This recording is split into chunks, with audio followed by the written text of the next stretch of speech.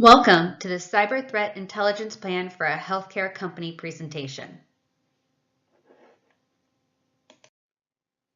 The healthcare industry is a hotbed for cyber attacks. Medical information has become more valuable or as valuable on the dark web as social security numbers or credit card numbers. Many of these organizations also process credit cards or debit cards that can be a target for fraud.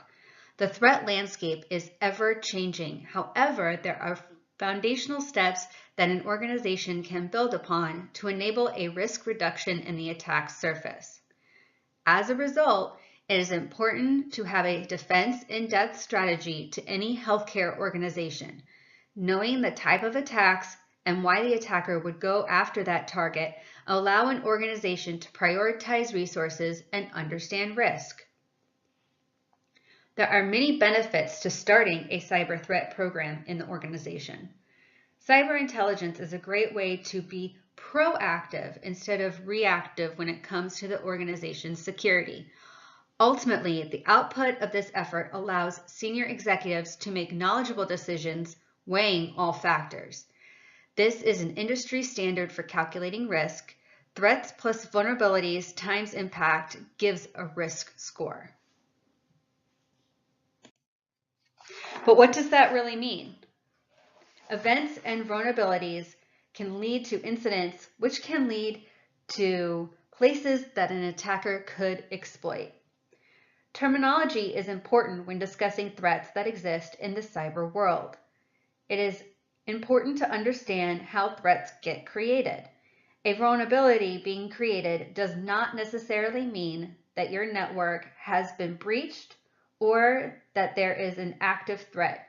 It does mean that an attack could exploit that unknown or known vulnerability to gain access to your network or additional information.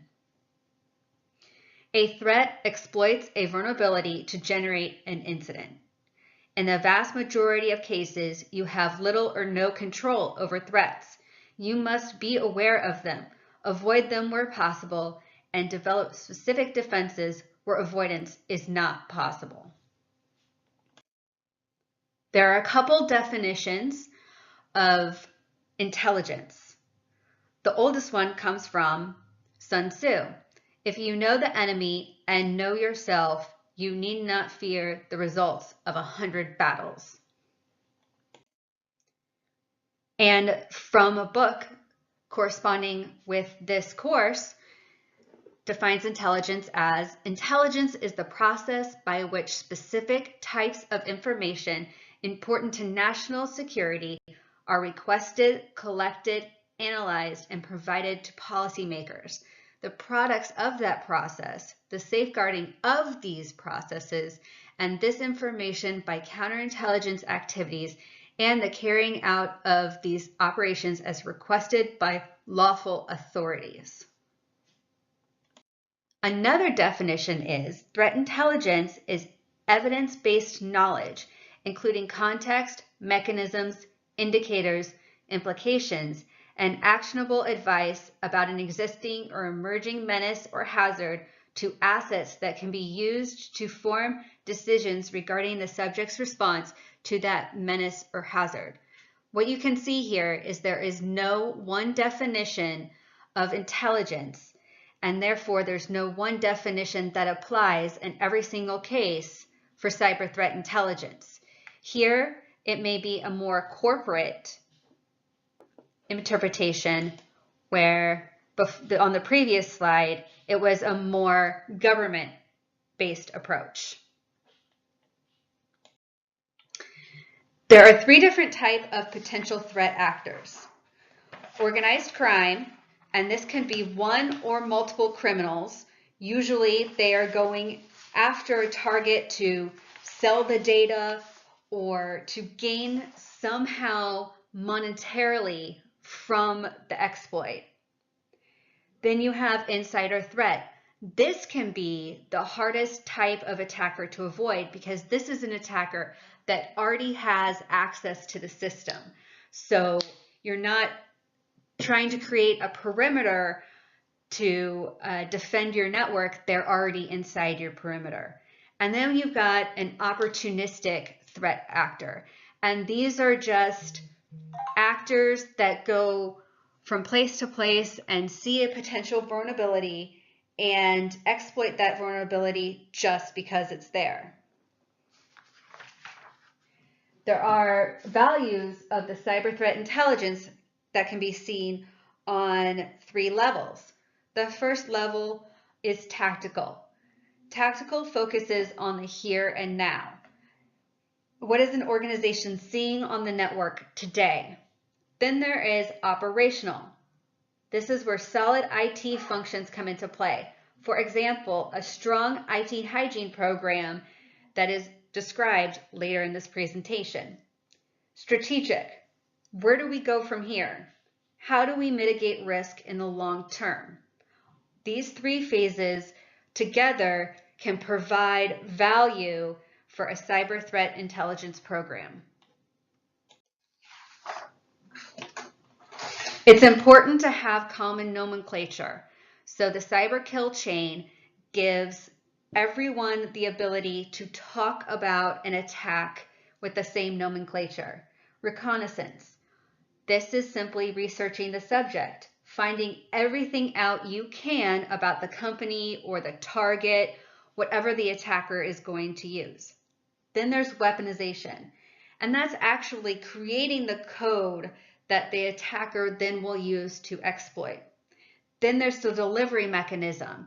This is where the attacker decides how they are going to deliver that weaponized code. Then there's the exploitation, and that's where a vulnerability in the enterprise allows the attacker to release the code. Installation is installing the code. Command and control. This is where silently the attacker can go through the enterprise, slowly taking control over the necessary components. And then last, action on objectives. This is where the attacker can actually execute the code and the payload to make sure that they have a successful attack. Capabilities and intentions. Cybercriminals stay on top of the latest technologies and software vulnerabilities in the hopes that they can exploit them. Ultimately, the criminal is seeking information. Credentials are obtained, and the criminal will credential hop until they feel they have received the correct level of access to attack. That information could end up for sale or given to an adversary for intelligence gathering. A criminal may use a single capability or multiple capabilities in order to achieve their goal. Social engineering. An attacker may use social engineering to gather intelligence about the company, its employees, and/or its physical locations as the first step. The focus of social engineering is the person rather than the technology. The information gathered by a criminal during this first intelligence gathering phase can be used to hone in on which attack method would be most successful and yield the greatest rewards. As part of an insider threat, social engineering can be even harder to detect because the criminal can take longer to form relationships with potential targets. Phishing. Phishing is a method of trying to gather personal information using deceptive emails and websites. This type of attack is quite common. The goal of this attack is to try and get the subject to enter their credentials into a website, giving criminals legitimate access to the organization, PHI, and/or PII. There are several different types of phishing attacks on a scale from 1 to 4. SQL injection and cross-site scripting. These types of attacks prey on vulnerabilities in software which allow the attacker to gain access and information. If the proper precautions are not taken, a criminal could get past the application layer to manipulate the business logic to favor and/or gain access to a database which houses PII or PHI. Malware and ransomware. Malware and ransomware attacks have been in the news as of late. Ransomware has taken down many healthcare organizations by criminals. The malicious software encrypts files, emails, really whatever the criminal sees fit or has access to, and holds it hostage, usually for Bitcoin. This list is not inclusive. They are just the top capabilities most commonly used.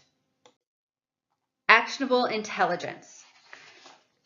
Understanding how networks and applications can be exploited is the first step in providing a defense in-depth architecture.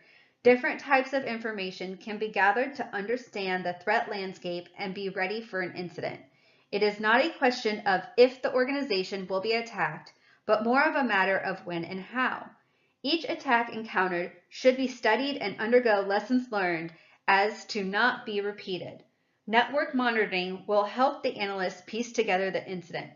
Playbooks or runbooks should be developed for every specific scenario to give analysts an operational guide to follow.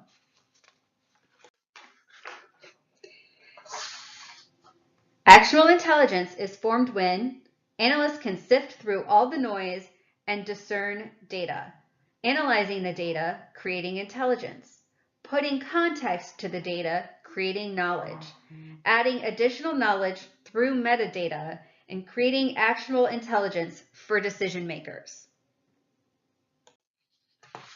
Here are some recommendations. Stand up event, incident, and problem management in the organization. Suggested methodology, ITIL v4. Rationale. Implementing industry best practices will teach the organization how to respond and what information is needed to ensure lessons learned are successful. Stand up a security operations center to monitor the network. Rationale. A strong security operations center with monitoring tools will help the organization be more proactive when it's needed to review laws. Implement security awareness training. Training can help with social engineering and phishing. Place an emphasis on security architecture by either hiring internally or with consultants. Rationale. Taking a look at security architecture can inform decision making to decrease the threat landscape and create a defense in-depth architecture. Institute role-based access control. Rationale. Identity and access management will allow to keep a record of all employees with the environments and give them access to only the systems they require access to.